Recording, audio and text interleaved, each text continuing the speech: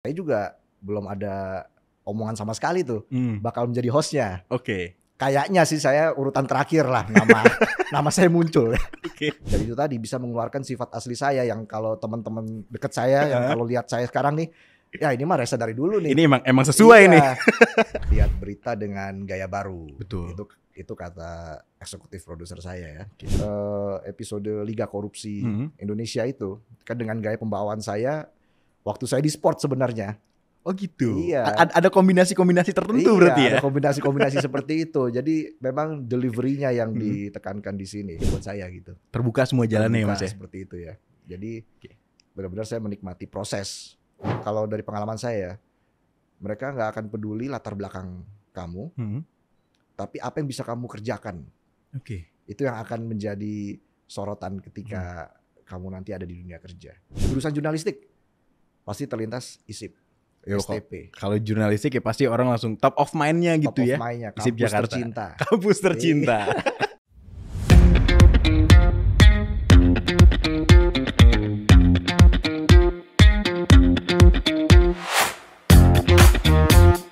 Halo sahabat ISIP, kembali lagi di ISIP Podcast barengan sama Farhan Tamami sebagai host pada kali ini. Dan lagi-lagi ISIP Podcast masih akan ngebahas seputar kampus ISIP Jakarta. Dari mulai dosen, mahasiswa, dan juga alumni dari ISIP Jakarta itu sendiri. Dan sekarang, bintang tamu kita hari ini spesial banget, yang pasti kamu juga kayaknya sering lihat di sosmed yang lagi viral sekarang, salah satu alumni dari ISIP Jakarta. So, langsung aja aku sapa. Halo Mas Reza. Halo Farhan. Halo, apa kabar, sehat Mas? Baik, sehat. Mas, boleh dong diperkenalkan nih ke sahabat ISIP yang lagi nonton. Mas Reza ini di ISIP angkatan berapa Mas? Ya, nama saya Valentinus Reza. Saya masuk ISIP itu tahun 2004. 2004, nggak beda jauh lah ya. Jauh kayaknya. Berapa puluh tahun tuh bedanya ya? Lumayan banyak. Mas, ini sekarang aku kalau misalkan lihat TikTok, aku lihat Instagram, kayaknya banyak banget muncul ada videonya Mas Reza gitu. Iya. Itu kan exposure yang lumayan besar ya Mas? Iya. Apa rasanya Mas tiba-tiba jadi highlight banyak orang? Kaget juga saya. Apa perasaan? Apakah deg-degan, happy kah atau?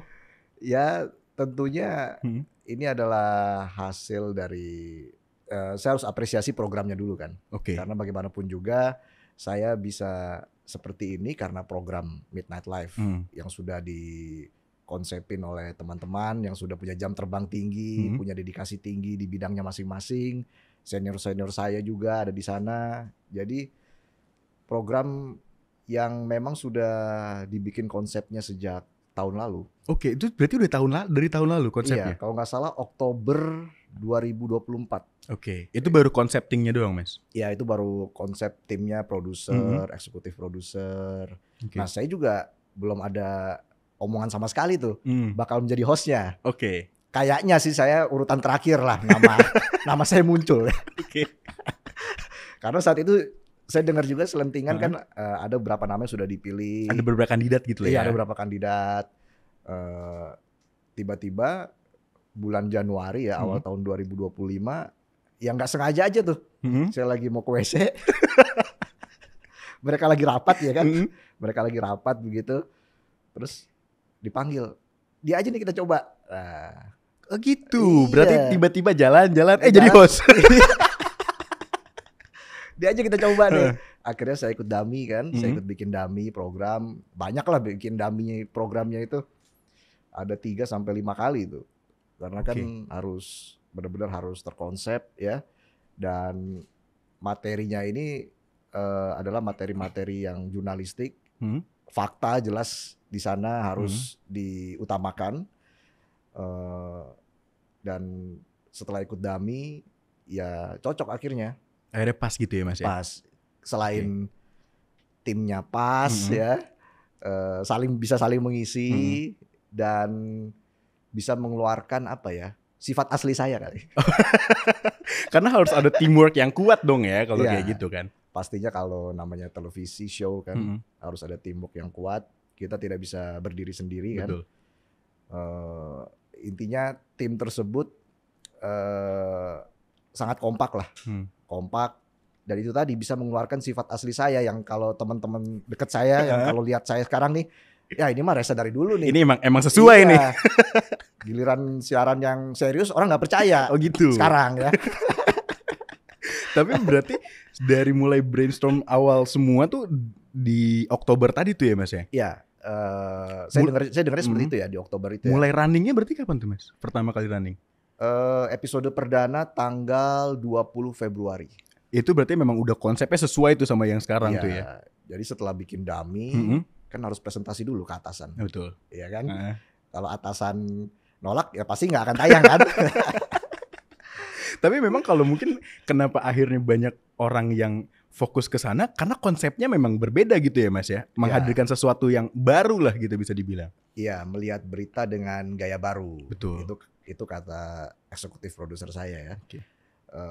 Jadi ketika saya diajak untuk bergabung ke program ini Midnight Live, cuma dibilang saat itu saya cuma diminta udah lo jadi diri lo sendiri. Ya. Oke. Jadi diri lo sendiri. Jadi intinya mereka sudah tahu sih sebenarnya saya kan juga ya sering nongkrong juga dan ini kan anak-anak tongkrongan semua gitu kan. Udah tua masih nongkrong aja. Kalau dari yang apa yang dibicarakan di layar gitu ya Mas, dari mulai kadang kan ada yang kayak ada satirnya, ada gimmicknya mungkin kan. Itu penulisannya dari mana Mas? Itu semua kita sebelum tayang bedah naskah bareng-bareng. Oh bareng-bareng? Bareng-bareng. Oke. Nggak misalnya si A bikin naskah, terus saya terima mentah-mentah, nggak juga. Oke. Harus saya lihat dulu. Ini seperti apa naskahnya, saya bawainnya enaknya gimana. Setelah itu baru saya diskusikan lagi ke mereka, ke tim. Nah tentunya ini kan sudah ada approval dari atasan ya. Bagaimanapun saya masih di bawah institusi Metro TV. Ya, jadi saya di sini pun sebagai duta Metro TV bisa dibilang. Iya. Kemanapun saya pergi, ya itu tadi saya masih ada di bawah institusi Metro TV. Jadi apapun yang saya lakukan, apapun yang saya kerjakan, ini semua harus didiskusikan oleh tim yang dipercaya oleh Metro TV untuk membangun program ini. Oke. Tapi kalau dari penulisan sendiri ada teknik tersendiri nggak sih Mas? Teknik ya, teknik sebenarnya pertama fakta harus diutamakan, seperti yang saya bilang tadi. Kalau teknik itu gimana ya? Itu ya pembawaan saya tadi. Oke. Deliverynya ya? Deliverynya yang memang eksekutif produsernya bisa melihat nih. Ya saya kan memulai karir di Metro TV itu sudah sejak 2011. Sudah 14 tahun artinya kan. Dan eksekutif produser yang ada di program ini juga lebih senior dari saya. Walaupun sering nongkrong bareng juga. Teman-teman satu tongkrongan lah sebenarnya kan. Akhirnya ya udah. Mereka tahu saya deliverynya seperti apa. Saya dulu lama di desk olahraga. Di sport ya. Lalu setelah 5 atau 7 tahun saya di olahraga, masuk ke politik, siaran prime time news, dan baru sekarang siaran Midnight Live begitu ya. Jadi mungkin dari situ timnya bisa melihat, oh saya ini sebenarnya cocoknya dikasih naskah yang seperti ini, gitu kan. Lebih santai, nggak terlalu kaku ya Mas ya? Nggak terlalu kaku. Ya seperti yang saya bawakan saat episode Liga Korupsi Indonesia itu, kan dengan gaya pembawaan saya waktu saya di sport sebenarnya. Oh gitu. Iya. Ada kombinasi-kombinasi tertentu berarti ya? Ada kombinasi-kombinasi seperti itu. Jadi memang deliverynya yang ditekankan di sini. Kalau misalnya saya baca seperti baca berita biasa bisa juga. Cuman tidak ada perbedaan gitu kali ya? Cuma tidak ada penekanan seperti itu. Dan itulah yang menjadi ciri khas dari program ini ya. Tapi Mas kalau di program itu disebutnya apa Mas? Host, presenter, news anchor atau apa Mas? Jurnalis sebenarnya. Jurnalis ya? Jurnalis. Oke, kita garis bawahi jurnalis gitu ya. Tadi Mas Resto juga sempat mention soal mulai karir di Metro TV dari 2011. Itu pertama kali terjun ke jurnalistika Mas? Iya. Langsung di Metro TV? Langsung di Metro TV. Gimana awal karir terjun di jurnalistik Mas? Saya dulu ambil kuliah jurnalistik itu kan juga berdasarkan masukan dari keluarga saya yang banyak wartawan. ada wartawan otomotif, terus wartawan politik. Oke. Saat itu kan ya namanya kita kuliah, tujuan kita mau cepat kerja kan. Ya udah kamu masuk ISIP aja tuh. Dulu kan sekolah tinggi publisistik ya, Oh iya. namanya STP. Kamu masuk ISIP aja, ambil jurnalistik, cepet kerja kok. Saat itu ya. Oke.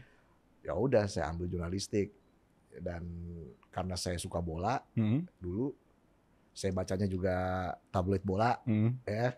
Wah keren nih, bisa keluar negeri, bisa jalan-jalan. Seperti anak-anak pada umumnya ya, ngambil wartawan, pengen jurnalistik, pengen jalan-jalan. Iya, pengen jalan-jalan, ketemu orang, bisa ketemu pemain bola. Awalnya dari situ. Akhirnya ya udah saya kuliah di sini 2004. Ya saya menikmati aja prosesnya seperti apa. Dan akhirnya 2011 saya 2010 tuh saya ngelamar ke mana-mana lah. Nggak cuma ke Metro TV saat itu, ke TV, ke media cetak. Cuma waktu itu yang pertama kali panggil saya Metro TV. Oke. Dan prosesnya berjalan dengan lancar. Akhirnya bulan Juli 2011 saya memulai karir di Metro TV. Sampai saat ini? Sampai saat ini. Luar biasa, panjang sekali perjalanan ya Mas. Panjang, 14 tahun lumayan lah. Udah bukan lumayan lagi. Banyak lagi senior-senior saya yang lebih lama lagi kan. Kan menuju, masih proses. Percaya proses. Betul. Tapi di ISIP gimana Mas? Apa yang akhirnya terpakai, yang kita pelajari di ISIP akhirnya terpakai ke dunia kerja sekarang, dunia jurnalistik? Apa ya? Lebih ke mental kali. Mental ya? Mental. Kenapa memang di ISIP? mental di ISIP. Gimana tuh Mas? Ya kalau kita belajar teori, ya biasa lah ya. Kita belajar teori, memang sudah kewajiban kita untuk bisa memahami pelajaran yang disampaikan oleh tim pengajar dari ISIP. Tapi selain itu juga kita harus aktif berorganisasi. Oke. Gak usah banyak-banyak lah, 1-2 cukup.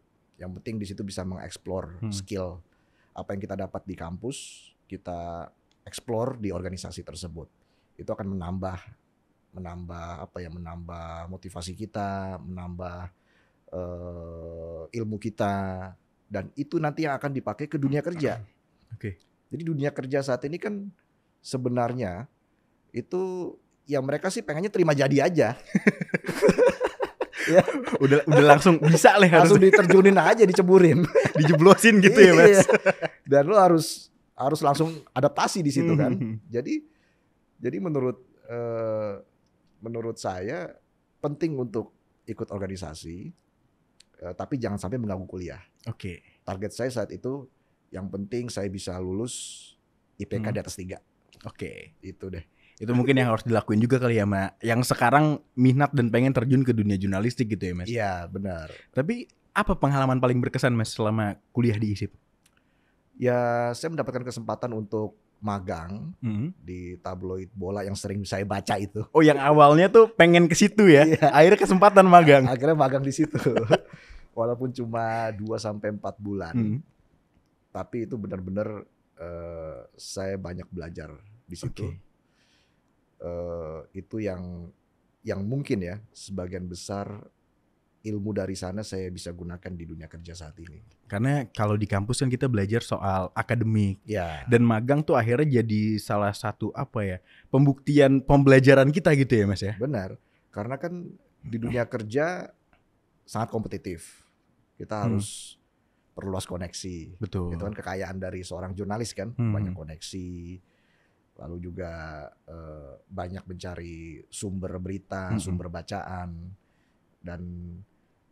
dan untungnya saya bersyukur ya semua ada jalannya aja buat saya gitu. Terbuka semua jalannya ya Mas ya. Seperti itu ya. Jadi benar-benar saya menikmati proses.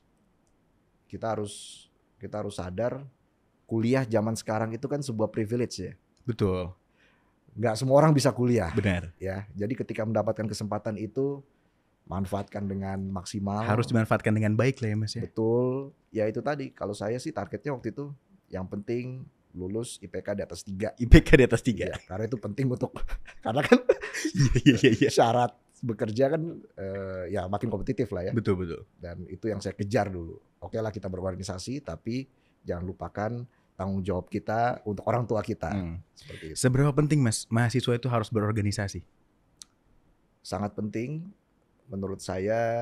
Di sana adalah ilmu paling basic yang bisa kita pelajari, cara memahami karakter Organizing orang, gitu ya. organizing, memanage orang.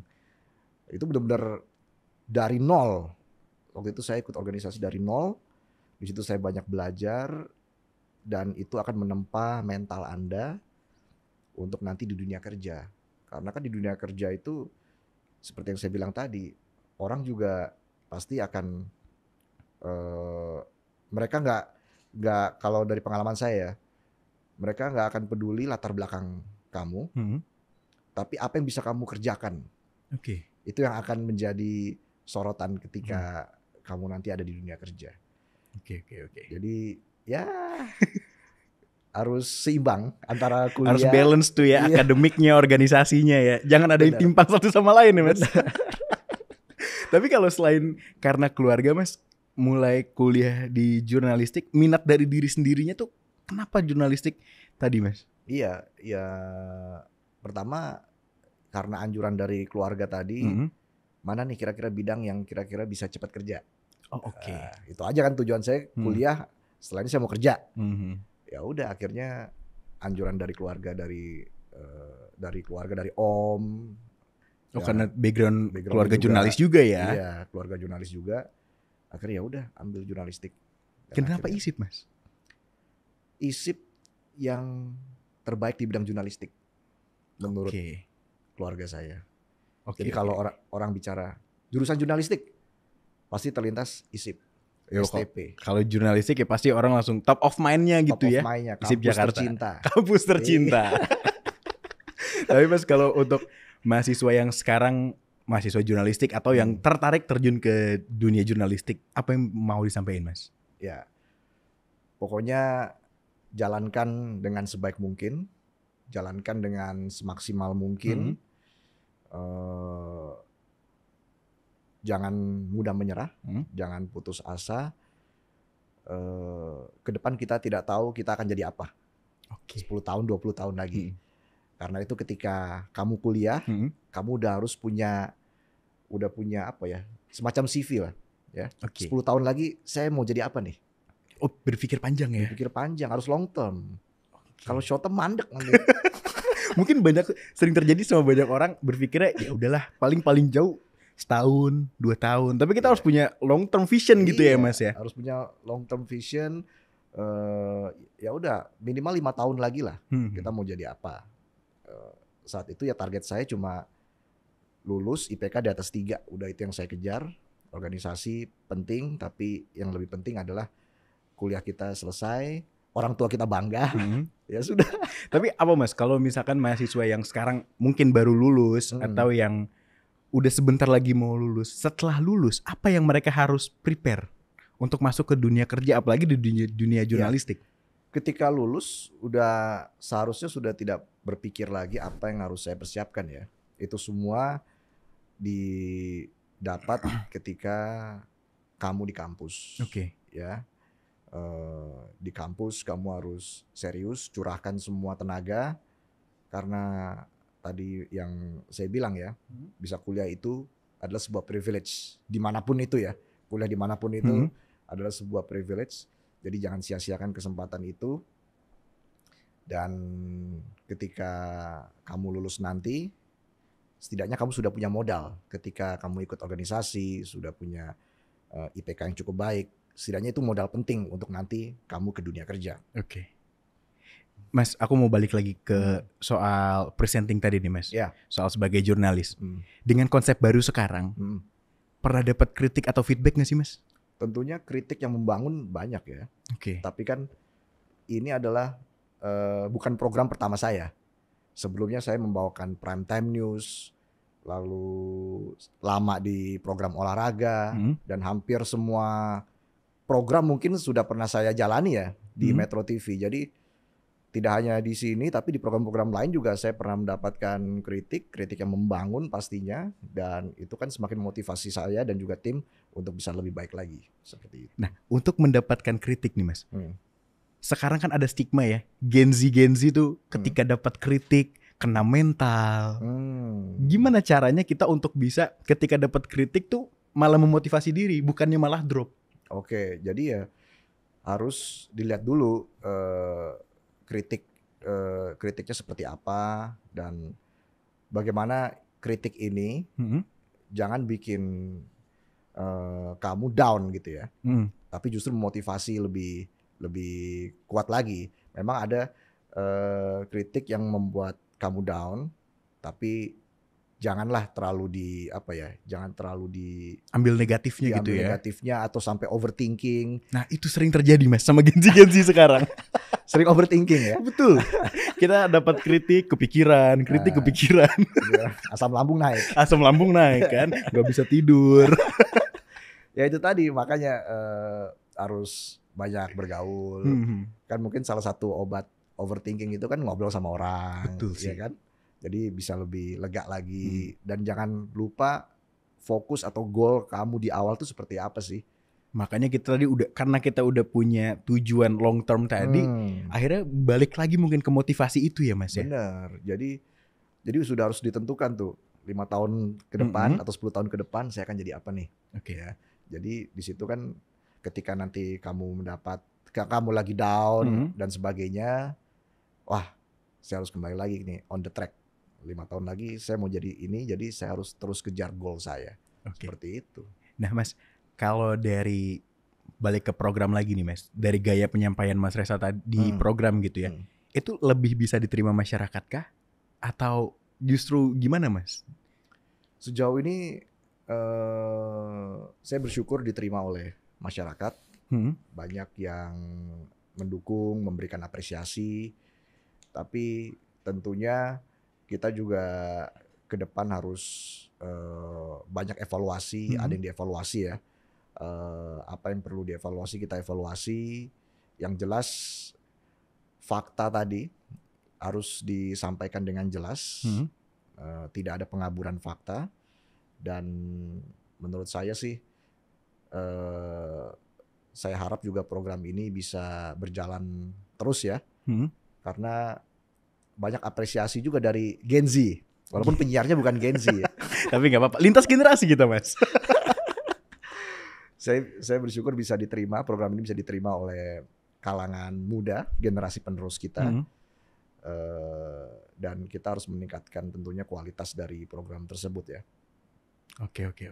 Dan tadi kan Mas Reza sempat mention pernah di media sport ya Mas ya? Iya, di Metro TV, di program sport program gitu ya. Sport, ya. Untuk sekarang kan sport juga lagi naik ya Mas ya, sport Indonesia gitu ya. Dan itu apakah gimana ya? Ada ini yang baik nggak sih Mas tentang media sport atau media yang baik untuk timnas tuh bagaimana sih? Ya tentunya namanya timnas Indonesia pasti kita dukung ya. Ketika timnas menang kita dukung dan ketika timnas kalah pun jangan sampai dukungan kita menghilang. Ya. Betul. Jangan sampai kita menghujat para pemain. Wah itu bahaya banget tuh ya. Sekarang tuh sering banget terjadi kayak gitu ya Mas. Iya, karena kan para pemain juga merhatiin medsos. Ya. Iya. Kadang medsos bikin down pemain. Betul, jarinya pada tajam-tajam banget. Nah itu dia. Makanya Coach Nova kan sampai bilang ke pemainnya nih. Oh iya, saya baru lihat tadi di TikTok atau di YouTube gitu tadi ya, yang Coach Nova bilang di ruang ganti pemain ya, yang soal sosmed segala macam. Iya, jadi ya Coach Nova kan pasti tahu betul lah, dia mantan pemain, legend timnas, pasti dia tahu betul apa yang perlu dijauhi oleh para pemain agar mental mereka tidak terganggu, dan karena mental sangat penting. Betul. Selain taktik, selain skill, mental kan sangat berpengaruh kepada para pemain. Jadi ini masih pemain U17, harus kita dukung, kita support ya. Apalagi euforianya sekarang juga lagi besar gitu ya Mas ya. Betul, dan sudah lolos ke Piala Dunia. Ini sebuah pencapaian yang luar biasa. Oke, kita doakan selalu untuk timnas juga Mas. Pastinya. Karena aku dari kemarin juga lagi sering-sering lihat, jadi banyak banget berita-berita timnas, dan kebetulan karena Mas Reza pernah di program olahraga, jadi boleh aku minta pendapatnya tadi. Iya, nggak apa-apa. Oke Mas, last deh Mas, untuk mahasiswa ISIP yang masih belajar sekarang, apa yang mau kalau tadi kan udah sempat ngebahas soal yang mau terjun ke dunia jurnalistik. Kalau ini untuk mahasiswa untuk menjaga semangatnya deh Mas. Ya, Untuk para adik-adik mahasiswa yang saat ini sedang menimba ilmu di ISIP ya, khususnya jangan pernah patah semangat.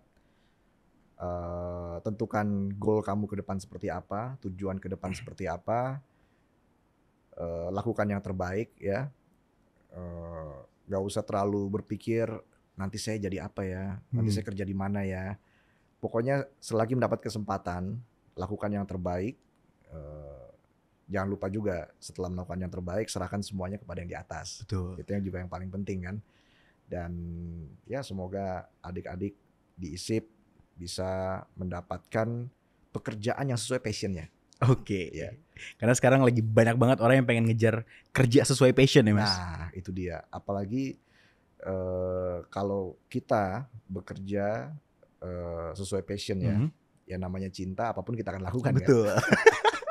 Oke, terima kasih Mas Reza, kita udah ngobrol bareng hari ini. Saya juga terima kasih banyak sudah diundang oleh Kampus Tercinta. Siap. Sukses selalu Mas Reza. Siap.